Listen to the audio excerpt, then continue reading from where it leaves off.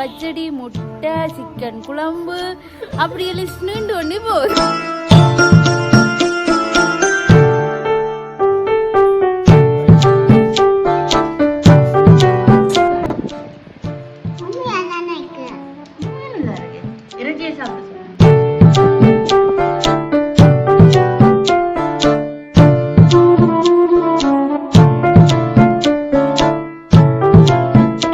வணக்கம். மற்றொரு காணொலியூடாக உங்களை சந்திக்க வந்திருக்கும் நாங்கள் தாரகா மற்றும் சாமினி. சமைச்சு முடிச்சிட்டு வந்து தொடக்கிறோம். அதான் எங்கள்ட கோலங்கள் இப்படி இருக்குது. உள்ளுக்க போய் பாருங்க, நல்லா இருக்கும் வீடியோ. இந்த தொடக்கத்துல இப்படி இருக்கு ஏண்டி போட்டு உள்ளுக்க விட்டுறாங்க. அதான் இன்றைய தினம் பாத்தீங்களன்னு சொன்னா ஞாயிற்றுக்கிழமை சண்டே ஸ்பெஷல் எங்கண்ட விட்டு அதோடு சேர்த்து இன்னும் ஒரு ஸ்பெஷல் இருக்குது. அதால நாங்கள் வந்து இன்னைக்கு ஸ்பெஷலான ஒரு டிஷ் செய்வோம். எல்லாமே ஸ்பெஷலா இருக்கேங்க, சாப்பாடுமே ஸ்பெஷலா இருக்கு தானே. வேணும் சாப்பாடு தான்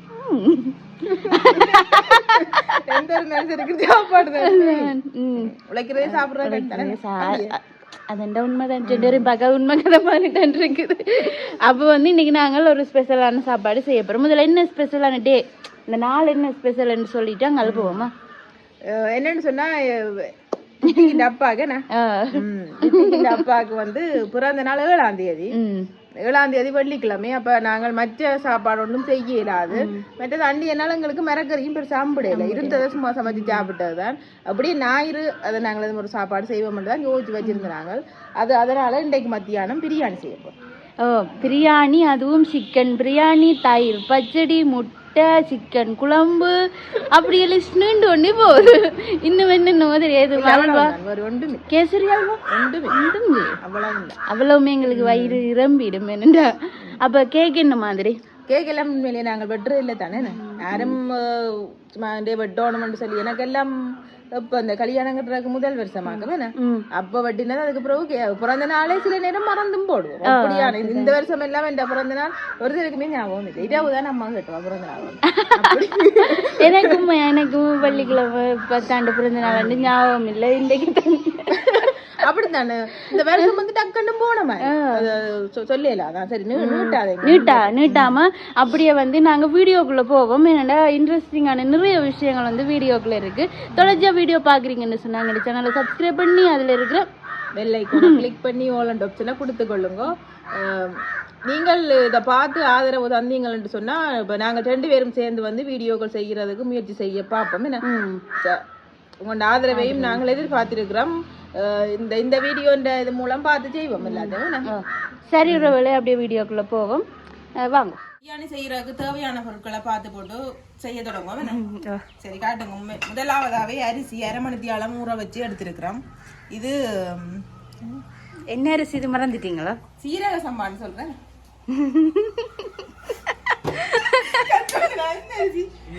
கீரி சம்பா.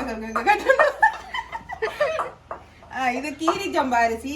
1 கிலோ அரிசி எடுத்துருக்கிறோம். 1 கிலோ அரிசி கிட்டத்தட்ட 3 சுண்டு, எங்கட சுண்டுண்ட கணக்குக்கு 3 சுண்டு வரும். அதை ஊற விட்டு இந்த பாத்திரத்திலே எடுத்துருக்கிறோம். என்னன்னு சொன்னா இந்த பாத்திரத்திலேயே நாங்கள் 1.5 அரிசியை விட 1.5 பொடி தண்ணி விட்டோம்னால் பிரியாணிக்கு சரியா இருக்கும். அதுக்காண்டி இந்த பாத்திரத்திலே எடுத்துருக்கிறோம். சரி, இது என்ன ஒரு சுண்டு அரிசிக்கு 1.5 பொடி தண்ணி அந்த தண்ணி பாத்திரத்தை எடுத்தா ஒரு பாத்திரம் அரிசிக்கு 1.5 பாத்திரம் தானே வரும். அந்த கணக்குக்கு அப்படி எடுத்துருக்கிறோம். மற்றது வந்து இறைச்சிக்கு வந்து பிரியாணி மசாலா, உப்பு, தூள், மஞ்சள், தயிர் இதெல்லாம் போட்டு மிக்ஸ் பண்ணி அதை வச்சிருக்கிறோம். அப்படியே அதுவும் ஒரு 1/2 மணித்தியாலம் ஊற விட்டுனாங்க. அப்பதான் உப்பு எல்லாம் முறாங்கும், நல்லா இருக்கும். மற்றது நாங்கள் பிரியாணிக்கு வந்து தேங்காய் பால் எல்லாம் விட போறோம். தேங்காய் பால் தேங்காய் பால் விட்டா நல்லா இருக்கும் பிரியாணிக்கு. அப்ப தேங்காய், மற்றது தக்காளி பழம், பம்பா வெங்காயம், பச்சை மிளகாய், இவ்வளவு இஞ்சி உள்ளி, நிறைய இஞ்சி உள்ளி போட்டாதான் நல்லா இருக்கும். இது இந்த குங்குமப்பூ எல்லாம் கிடக்கு. பிரியாணி மசாலா இந்த பட்டிக்குள்ள வந்தது. இவ்வளவு குங்குமப்பூ எல்லாம் எல்லாமே இருக்கு. இது போட அந்த குழந்தைகள் வெள்ளையா பிறகு குடிக்கிறது தானே, அதெல்லாம் சும்மா. இது தயிர் அடுத்தது. மற்றது எங்க மிளகாய் தூள், தேங்காய் எண்ணெய், உப்பு இதெல்லாம் தான் தேவைப்படும்னு நினைக்கிறேன். இதை விட இறைச்சி சிறகு தூள் வந்து கொஞ்சம் மாசத்துக்காண்டி போடப்போம். இதுதான் இறைச்சி சிறகு தூள் இல்லையே? இல்லை, இது பிரியாணி மசாலா பவுடர். இது பவுடர். இது இந்த இதுகள் தாளிக்கிறதுக்கு முன்னுக்கு போடுறது. இவ்வளோ தான். அப்படியே முதல் நாங்கள் போய் அடுப்பு கொஞ்சம் இருக்கு, அப்படியே போவோம். சரி, இப்போ தேவையான அளவு மிரக்கறி என்ன விடுறவா? தேங்காய் கொஞ்சம் விளக்கறி கொஞ்சம் உண்டை தம்பிடுவோம் அப்பதான் அடிப்பிடிக்காது. அப்படியே எண்ணெய் கொஞ்சம் சூடாகட்டும்.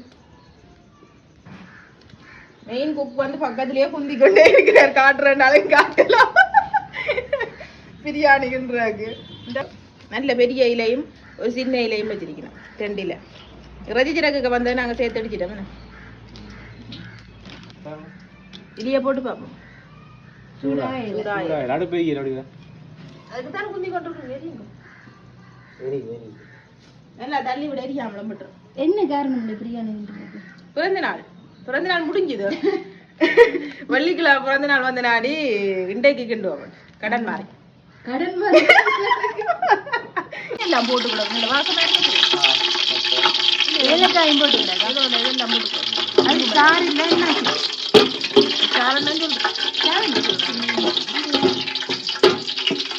இது கொஞ்சம் மாசம் வரை வெங்காயத்தை போடுவோம்.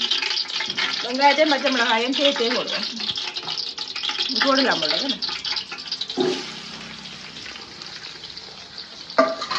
இந்த வெங்காயம் போட்டால் நல்லா இருக்கும் பிரியாணி.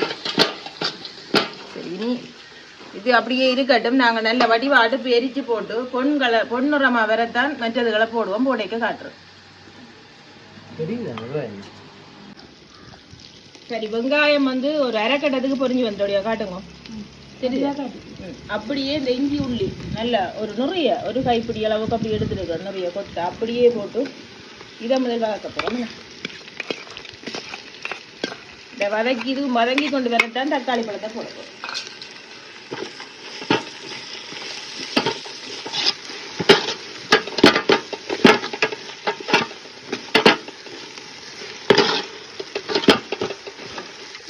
மணந்து பாது இஞ்சி வாசம் இல்லை. இஞ்சி ஒரு விதமான இஞ்சியா தான் வந்தது. இப்ப இந்த இஞ்சிகள் எல்லாம் சரியில்லை. உள்ளி வாசம் வந்தா சரி. ஆனா அந்த இஞ்சி பூண்டு பேஸ்ட் விற்குது. அப்படியும் விற்குது. இஞ்சி பூண்டு பேஸ்ட் இங்க விற்கிறோம். இங்க விற்குது. மண்டியில விற்குது. அணிஞ்ச கண்டடையில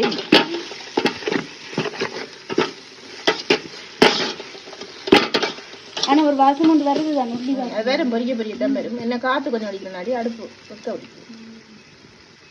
நாடு பெரிய இது இல்லை.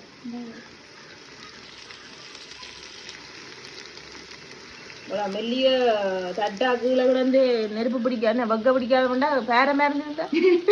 அதுதான் நாங்கள் இப்ப பேரமா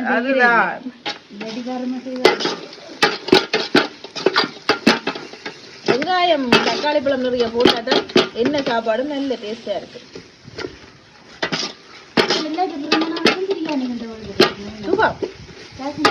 சுகம் சிலவு குறைவு. இப்ப சோறு பருப்பு கறி இந்த ஒரு கத்திரிக்காய் கறி அப்படி இப்படி எல்லாம் வைக்கிறதா சிலவு கூட. இது சிலவு கொஞ்சம் குறைவு. எனக்கு இதுதான் சிலவு கூட போல. சிலவு கூட வராது. இந்த பிரியாணி மசாலா தான் 2 எக்ஸ்ட்ராவா வாங்கி. இது மரக்கறிகள் ஒன்றும் இல்லட்டான். ரைஸுக்கு கூட முடியும் சில நேரம். நாங்க முந்தி உங்களுக்கு தெரியா பிரியாணி பாத்திரம் இல்லை. இது மரக்கறி பாத்திரத்தை மச்ச மாட்டிக்கிறேன். மச்சத்தை ஆக்கள் கூடிட்டு அகப்பையை மச்சமாக்கிருக்கலாம். நல்ல சுகம் அது.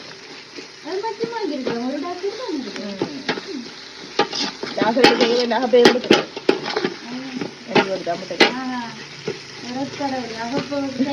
இல்ல 400 ரூபாய்க்கு மேல.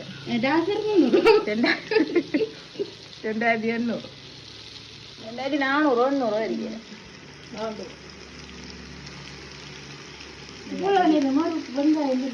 தண்ணி விடுது. வெங்காயம் ரொம்ப வெங்காயம் தான் தண்ணி விட்டு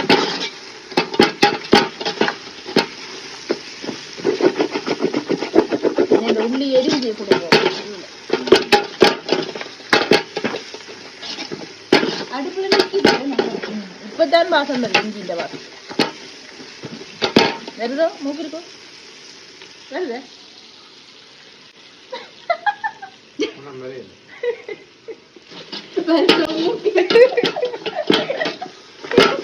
நான் மூக்கிருக்கோம் கையில சொல்லப்படுது.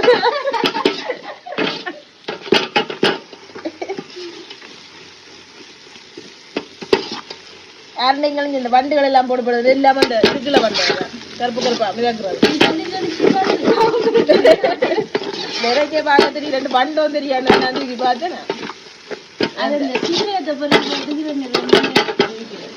இது அதுக்குள்ள வந்து அந்த சிறப்பு கூட்டு ஆனா நல்ல செட்டப்பா எல்லாம் விற்கிறாங்க பிரியாணி மசாலா எல்லாம் 280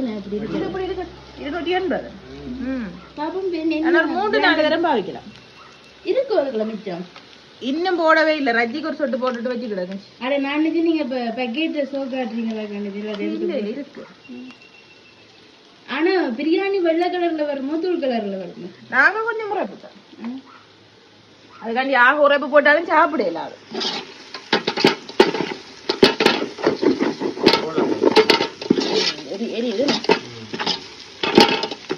தக்காளி பழம் போடுங்க அப்படியே தக்காளி பழம் நல்லா கெட்டைகிற அளவுக்கு பொரியணுமா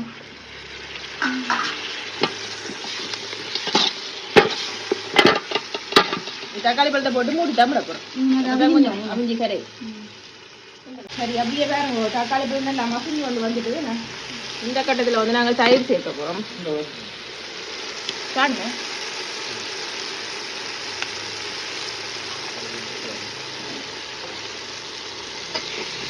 அப்படியே கிண்டிடுவோம்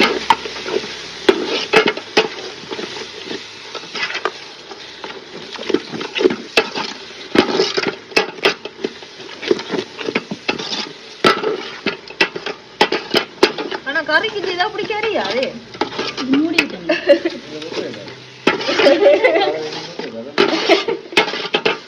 பொறுமை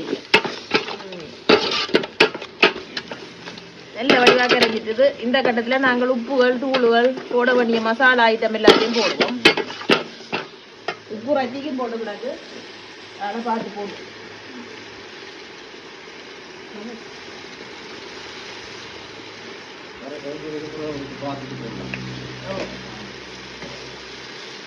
பிரியாணி மசாலா ஒரு கொஞ்சம் மிளகா போடுவோம்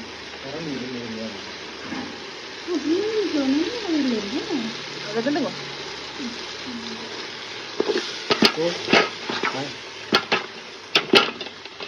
மஞ்சள் கொஞ்சம் வட்டிக்க போட்டாங்கல்ல கூட போடணும் இறக்கி கூட இதுக்கு 1.5 கிலோ 1/2 கிலோ கறி வட்டி கறி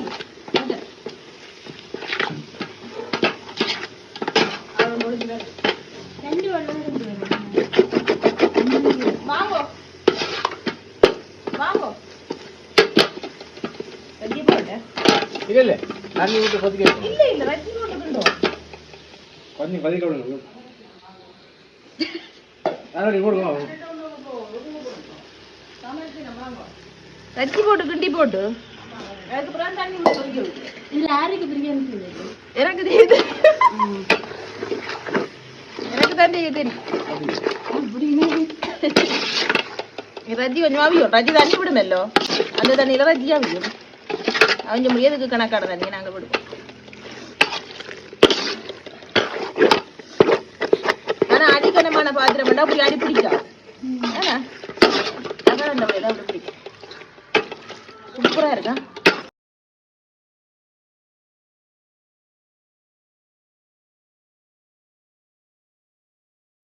சரி எப்படி கொதிக்குதுன்னு பாருங்க நல்ல வடிவா கொதிச்சு எண்ணெய் எல்லாம் பிரிஞ்சு கொண்டு வந்துட்டு நாங்கள் ஊற வச்ச அரிசியை அப்படியே போட போறோமா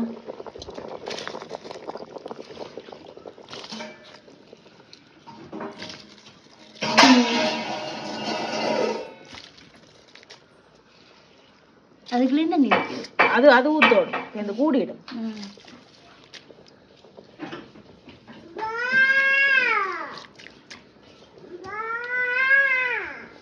சுத்தம் கூடாது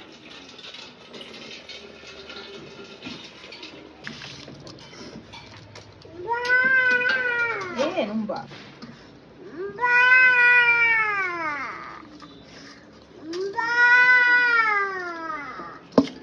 மாடு வருது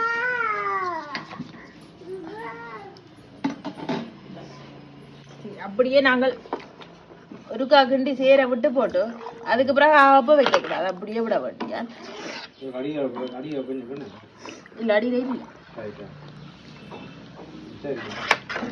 இப்படியே இனி தண்ணி வத்தி அரிசி மட்டத்துக்கு தண்ணி வேற தம் போட்டு விடுவோம்.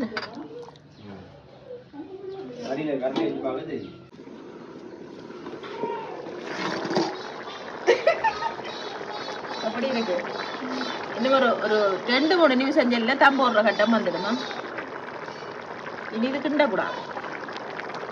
இது ரம்பையிலேயே போட்டுட்டு மூடிட்டு தம் போடப்போம். இப்படியே அடியான எல்லாத்தையும் மடிவா எடுத்து இப்படி மேல அப்படியெல்லாம் விட்டுட்டு இப்படியே சரி சமப்படுத்திட்டு இப்படியே அரிசி அவிஞ்ச மாதிரி தான் கிடக்குது பார்க்க பார்வைக்கு. நல்லா அவிய கூடாது. சரி அப்படியே இந்த விரா கடை எடுத்து அம்மட்ட கட்டி விடணும்.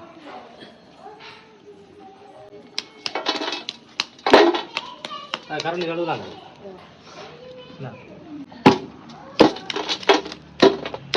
நெருப்பு கட்டை கொஞ்சம் கூட போடணும். மேலான தண்ணி நிற்கும். நல்ல கல்லோடு எடுக்கும் மேல வைக்கிறது பாரு. அவி போவா போடணும்.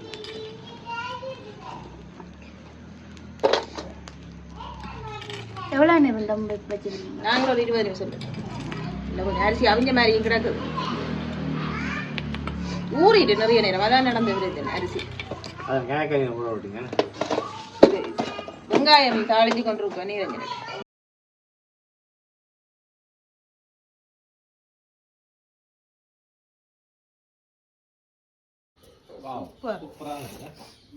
எப்படி இப்படி கலர் இருக்கும்.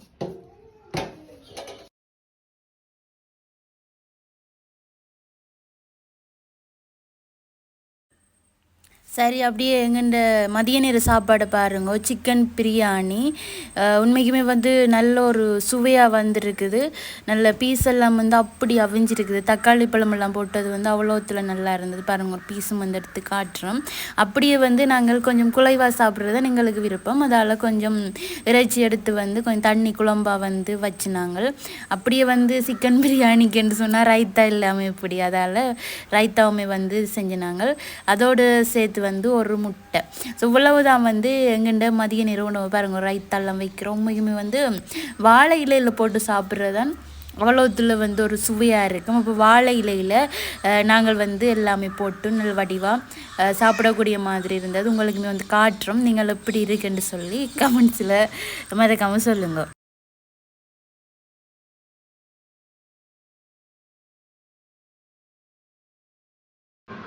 இப்போ ரித்திக் வந்து பிரியாணி சாப்பிட போகிறார். அதுக்கு சிக்கனும் வச்சிருக்கு. எடுத்து காட்டுங்க ரித்திக் இறைச்சியா. எப்படி இருக்கு சாப்பிட சொல்லுங்க. சாப்பிடவும் சொல்லக்கூடாது, சாப்பிட சொல்லுங்க.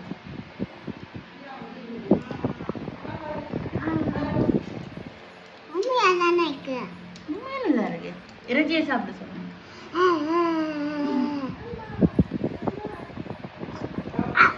துண்டு போட்டுது. நடிக்காத நடிக்காத. வெங்காயம் பண்ணுங்க, தயிர் வெங்காயம். வேண்டாம், நல்லா இருக்கு, நல்லா இருக்கும்.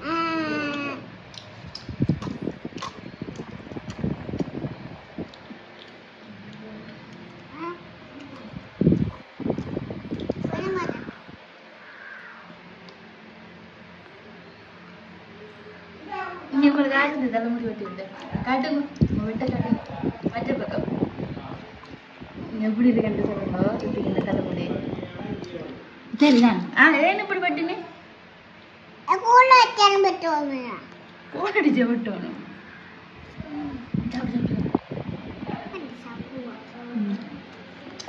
சரி, அப்போ இன்றைய வீடியோ பார்த்துருக்குறீங்க. வீடியோ எவ்வளவு சுவாரஸ்யமாக இருந்துச்சதோ அதே அளவுக்கு சுவாரஸ்யமாக வந்து எங்கள்ட வீட்டையுமே வந்து இருந்துச்சு. என்னென்னு சொன்னால், எங்களுக்கு தெரிஞ்சு சாமினியாக்கா இப்போ தான் முதல் முறையாக பிரியாணி வந்துக்கின்றா. நானும் அது சேர்ந்து வந்து பார்த்துருக்கேன். இது வரைக்கும் நாங்கள் எங்கள்ட வீட்டை அதான் நந்தாபுரா தானே நான் பிரியாணி செஞ்சு சாப்பிட்டுனாங்க. எங்களுக்கு இந்த பிரியாணியை செய்ய தெரியாது.